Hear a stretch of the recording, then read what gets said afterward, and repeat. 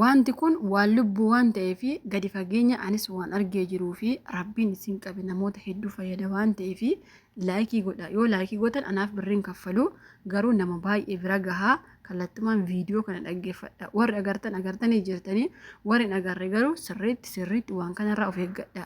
Liinkii isinitti ergamu viidiyoo isinitti daawwalamu silkii adda addaa waan akkasiirraa bareechaa of eegaa jechuudha.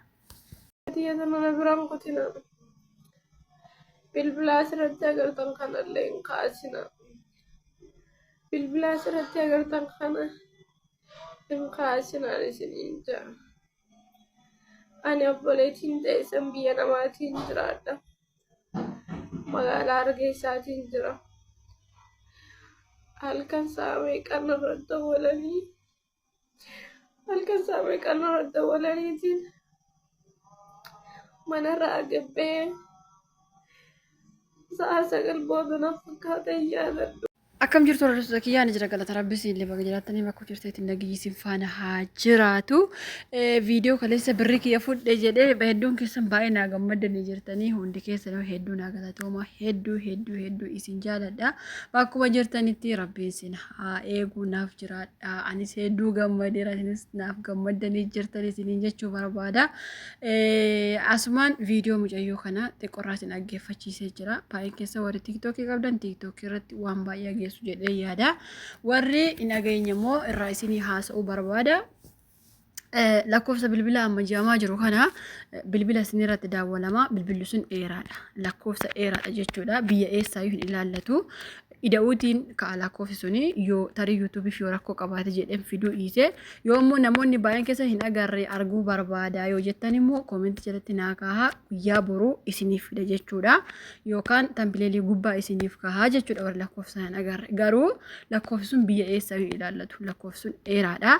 Hojjettii kana baay'een keessan dhugaa miti soba akka jettan baay'eedha. Anis argee jira jechuudha. Torbee guyyaa 10 achi ture lakkoofsi wayii irratti daawwalameen turu lakkoofsi kun xiqquma isinitti daawwalama garuu namni kun isa mudachuu danda'u nama daddafee silkii kaasutti ariifatu jechuudha. Asumaan of eeggadhaa isiniin jechuu barbaada. Rakkoon kun maalirraa nu mudata yoo jettanii maalirraa nu gahaa mucittii kana osoo hin taane ijoollee baay'ee arge jechuudha. Ijoollee boohanii maraatanii. Waan kun yeroo jalqabaa Indoneeziyaa keessatti kan inni eegale. Indoneeziyaa keessatti waggaa 2 darbe waan akkasii hojjetamee ture jechuudha. Namoota baay'ee fixanii kuni 666 ka jennu yookaas immoo warra seexanaaf waan fedhe hojjetu jechuudha. Warra 666 keessa hojjetan warra jedhan sanatu sagalee keessa waraabbatanii sagalee keessan sanaan qarshiitti jijjiiratu jechuudha. Namni sun hin maraataa isaan garuu ittiin gara qarshiitti jijjiiratu jechuudha. Fakkeenyaaf nama tokko qaamaan siirii xonqolaa kan jennu irratti godhu miti kun garuu 666 namni wallaalee hin jiru. Rabbiin nu haa eegu garuu rabbii gaditti immoo uumaa keessanii gaditti isintu of eegaa jechuudha. Lakkoofsa kanarraa kaasu sirriitti of eeggadha. Namoota hin beekne bira akka ga'uuf laayikii godha viidiyoo bakka agartanittis feesbuukii irra haa ta'u tiiktookii irra haa ta'u hiriyoota keessaniifis haa ta'u sheerii itti godha waliin biraan gaggaha namni dhageenyi jiraachuu danda'a. Ani waan kana namoonni baay'een soba jechuu jira mucittii boossu kanaani. Mucittiin kun dhugaas taatu sobaan hin beeku garuu waan kun dhugaadha hin beekani jechuudha. Akkamitti beeka Indoneeziyaa keessatti akkamitti arge yoo jettanii mucayyoon tokko lammii Indoneeziyaati nu waliin hojjetti. Ani mucayyoon tokko Adaamaadha waliin hojjenna nutti himti biyya keenya lakkoofsaan akkaataa kanaan daawwalameetu qarshii guddaa argatamuu danda'a. Garuu namni sun immoo hin maraata. Biyya alaattis biyya keenya keessattis waan akkasii hojjechaa jiru jettee waggaa 2 oli jechuudha. Amma garuu inni nuti biyya abaluu jennuyyuu biyya keenya keessallee eegalame jechuudha. Ani dhugaa dubbachuuf guyyaa 10 duranatti fakkaate halkan namaa daawwaluu jaallatu hin beeku naannoo sa'aatii mucittiin kun sa'aatii 9 jette ani engadda akkuma beektan jaartii bira jiranii jaartii halkan kaate shintibeetii nageessi jette. Yeroo dhufu daawwalamee jira lakkoofsuma irratti argee lakkoofsi suni akka tokko dheeraadha duwwaa keessa jira tokko keessa jira 8 akka bakka siin galu lakkoofsi suni na arabitti gaafadhe ganama lakkoofsi kun biyya keessan keessa ani silkii manaati immoo ta'inna ka jedhamuuf shakki biyya kana keessatti jechuudha. Maaliif lakkoofsa akkasii waan argeen beekneef maaliif sini haasa'e beektani namoonni baay'ee waan kana soba jechuu waan dandeessaniif.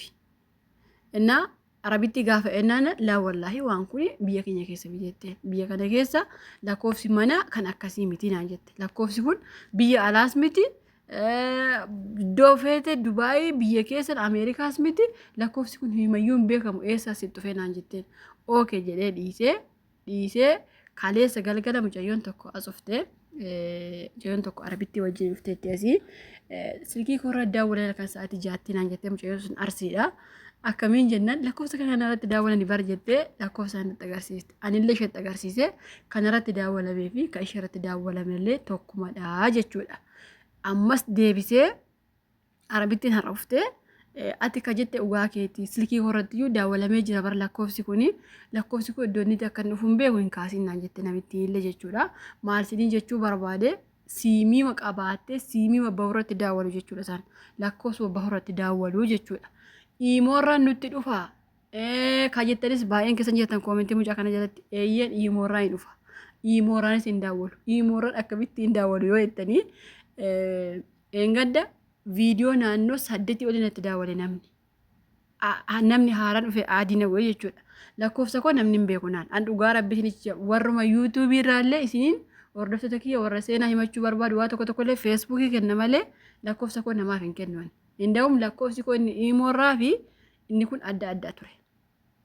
Innaa akkaataa isaan immoo ko sarchii godhanii malee hin beeku natti daawwalaniiru.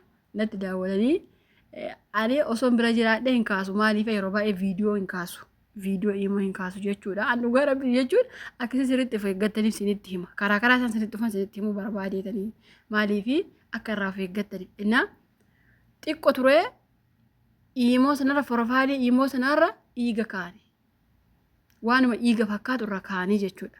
Ammas xiqqoo ture forofaalii isaanii 66 irra kaani. Ammas xiqqoo ture wanta gaafa bineensa fakkaatu wayii irra kaatan forofaalii jijjiiranii jechuudha. Achumarraan bilookiin godhe iimoo sana.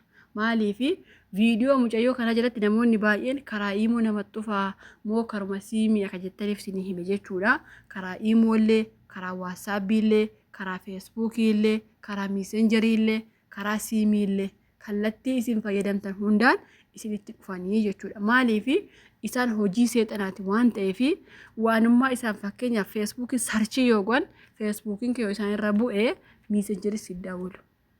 Atama fakkeenyaaf maatii koon na daawwale nama nan beekne nama akkasii nama aadii of jalaan qabne nama siruma ati hin beekne iimoorraallee hin kaasiin miisenjeriillee hin kaasiin sagalee mataasaa daddaftee waasaappiin nama hin beekne isaan gaxuuxee dhaggeeffatiin bakka barabbade waan ta'eef akkaataa kana of eeggadhaa isiniin jechuu barbaada. Sababiin isaa namoonni baay'ee waan kun akka sobaatti fa'aa kan fudhatantu jira. Dhugumatti isinitti himuu jiran waan kana guyyaa kaleessa irraa hojjedha jedhee hin hojjedhumee dura biyya haa fudhatu ijoolleen soba jechuu dandeessu waan jedhamuuf taa'e malee kaleessa eengadda isinii hojjechuuf tureen. Sababiin isaa arabittiin kun mataa ishee araboonni kuni silkii nama haaraa hin kaasin naan jedhan mataa kootiin. Silkii nama haaraa hin kaasinis lakkoofsi akka kanaa maaliif akka deemaa jiru nuyyuu hin beeknu jedhan. Kanaafuu karaa barbaadan aappii fayyadamtan hundaa yoo namni hin beekne isinitti daawwala hin kaasina. Sinigalee maaliif nuti warri biyya arabaa jirru kuni waan hundumatti ariifanna. Ani faa dhugaa dubbachuuf silkii kaasutti baay'ee ariifadha. Amma guyyaa gaafa halkan natti daawwalame jedhatu jaartii shintibeetiin geessine ta'e osoo bira jiraadhee nan kaasan. Ani sinin sobu dhugaa rabbi nan kaasa. Garuu waan kanarraa bareechanii of eeguu waan gaarii rabbi nama haa eegu barri badee jira. Ijoollee baay'een karaa aappii nutti dhufu ansiimiin qabu maalii ka jettan karaa aappiillee isinitti dhufuu danda'anii jechuudha. Aappii qabdan hundarraa nama hin beeknerraa silkiin kaasina. Sagalee namaa hin qabina.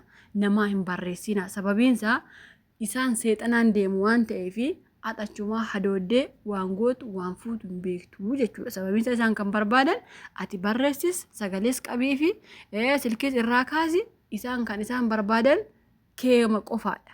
Hanfee haa ta'u barreeffama kee haa ta'u sirratti hojjechuuf jechuudha. Kanaafuu waan kanarraa bareecha of eegaa. Viidiyoo iddoo feetti argitan waan akkasii hiriyoonni keessan hin beekan yoo ta'e itti hima waan akkasii lakkoofsa haaraa akkasii hin kaasine. Inda'uun biyya keessa warra eenyuti miidiyaan sun eenyu miidiyaa guddaa sana hin dagadhe daawwalaniitu namni nurraan kaasu silkii haaraa jedhan isaan mataan isaanii miidiyaa guddaan jechuudha. Miidiyaa guddaarraa namni silkii kaasuu sodaata. Sababiin isaa namni amma baree waan jiruuf silkii haaraa kaasuu sodaate jechuudha. Namni garuu silkii qofaatiin eega.